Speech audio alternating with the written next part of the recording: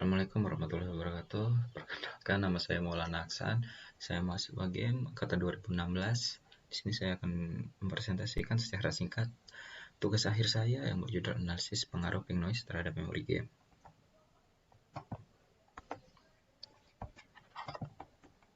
Oke, pertama, suara merupakan sebuah gelombang yang dihasilkan oleh suatu objek atau benda yang bergerak ataupun bergetar.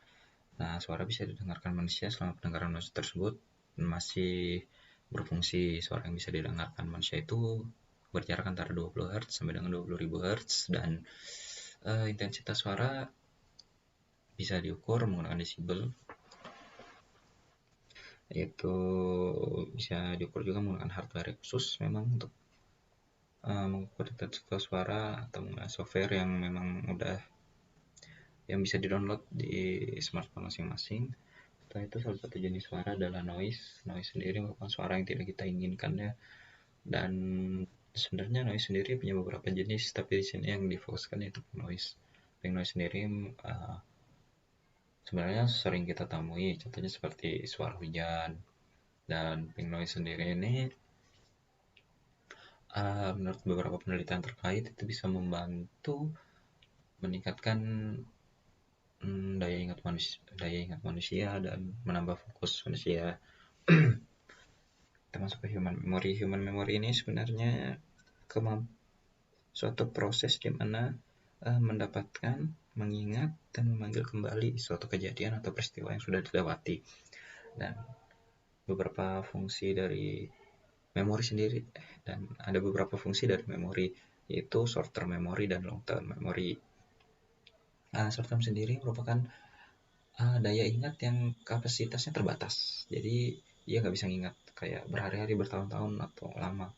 Dia cuma berapa menit, berapa detik.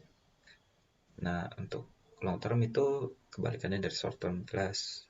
Dia bisa mengingat karena kapasitasnya yang luas, jadi daya ingatnya juga, daya yang bisa diingat juga banyak. Kadang bisa berminggu-minggu, bertahun-tahun. Setelah itu korelasi koefisien. Korelasi koefisien sendiri merupakan salah satu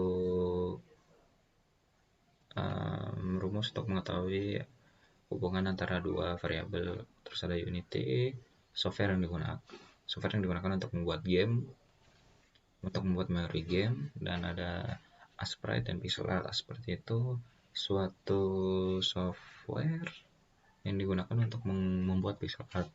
Pixel art sendiri merupakan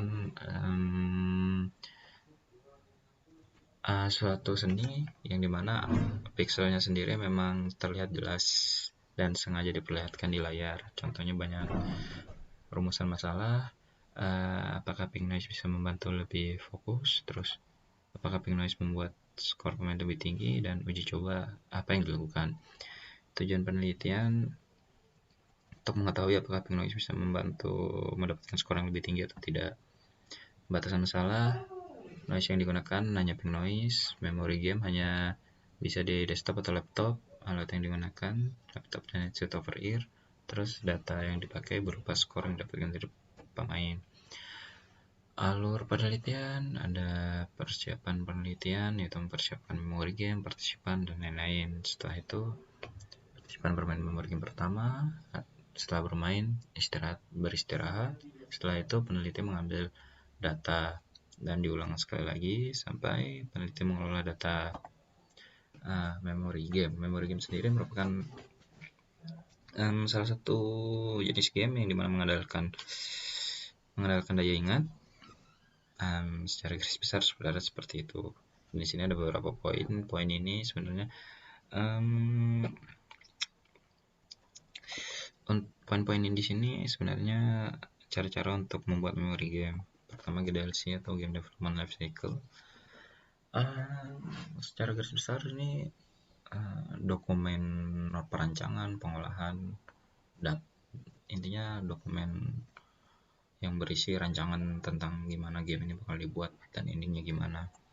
Dan GDLC yang dipakai di sini besutan dari Heather Chandler, dan Heather Chandler mempunyai mempunyai metode DLC seperti pada gambar, pre-production, intinya perancangan gamenya bakal kayak gimana gitu, dan aset apa aja yang bakal digunakan. Di sini kita bisa lihat pre-production mekanik atau mekanik permainannya kayak gimana sih. Di sini bisa kita lihat di gambar 1.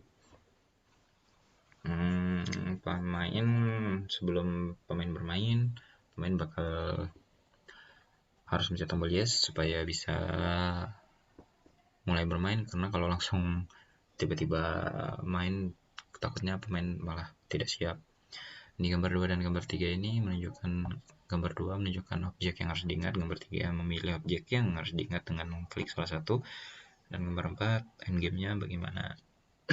Dimana skornya dimana kita menampilkan skor dan jawaban yang pemain jawab salah. Asetnya seperti ini. Oh ya, jenis gamenya ada 2, GNP dan GWP. GNP game no ping noise, GWP game with ping noise. Sama-sama levelnya sama 15, temanya sama tapi asetnya berbeda. Terus production ini tapi implementasikan kepada Unity. Testing di sini testing fungsi-fungsi yang sesuai dengan desain. Sini ada tombol mulai seperti gambar 1 tadi. Nah, sebelum pemain bermain harus mencet tombol mulai dulu. Setelah itu ada perpindahan skin, memastikan dari level 1 ke level 2 buat ke level selebihnya. Tombol jawaban memastikan bahwa jawabannya kalau benar dapat 1, kalau benar dapat 1, kalau tidak 0. Penempatan aset, memastikan asetnya benar, tidak berhamburan. Terus timing objek, memastikan timing pada objek benar sesuai dengan desain. Ping noise, memastikan ping noise-nya terdengar pada game menggunakan ping noise. Terus minimize game, memastikan game terjeda kalau gamenya di-minimize. Setelah itu post production, intinya penutupan proyek, perapihan aset, dan coding-codingnya. Jadi kalau ada perubahan, update atau apapun, itu gampang pencariannya. Ini hasil dari GNP dari 2 level game no ping noise. Dari level 1 di sini bisa terlihat dari level ada 2 level, yaitu level 1 sama level 11 dan endgame. Nah, di level 11 ini timing objeknya yang diuji coba tadi. Di endgame bisa kita lihat ada skornya dan jawaban salah yang pemain jawab, dan ternyata fungsinya berjalan dengan baik. GWP juga sama, berjalan dengan baik juga. Nah, di sini ada partisipan yang mengikuti permainan, yaitu ada 20 partisipan dengan umur rata-rata 21,3 tahun. Di sini ada skor GNP mereka dan skor GWP mereka. Di paling bawah bisa kita lihat total skornya, GNP 191, GWP 208, dan dari sini sebenarnya bisa kita lihat kalau GWP skornya lebih tinggi daripada yang GNP. Nah, di sini ada rumus korelasi koefisien. Saya akan jelaskan 2 variabel paling penting, yaitu X dan Y. Variabel X menggunakan skor GNP dan variabel Y menggunakan skor GWP. Nah, di sini ada perhitungan. Perhitungan ini perhitungan manual dari peneliti. Di tabel sebelah kiri ini, ya ini perhitungan manual, memastikan apa yang dibutuhkan di rumus. Terus itu sebelah kanan.